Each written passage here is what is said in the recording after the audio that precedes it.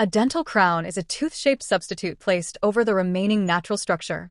Dental crowns restore the shape, size, strength, and appearance of a tooth.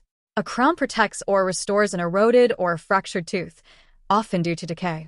Other uses are as dental bridges, to cover implants, or to aesthetically improve teeth that have been damaged or discolored by various substances used by the patient.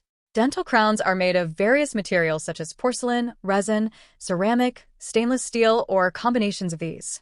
Fitting a dental crown requires 2 stages of treatment.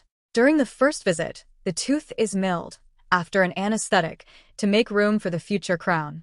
Once the desired shape is achieved, an impression will be taken for its production.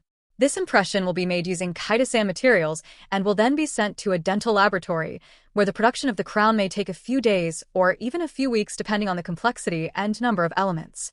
A temporary crown for protection and physiognomy, made of acrylate and cemented with a provisional material, may be used until it is produced. At the second visit, the temporary crown is removed and the permanent crown is applied, but not before everything is checked to make sure it fits perfectly. Finally, this crown is also cemented in the first instance with a provisional material to make sure that it fits correctly and does not confuse the patient.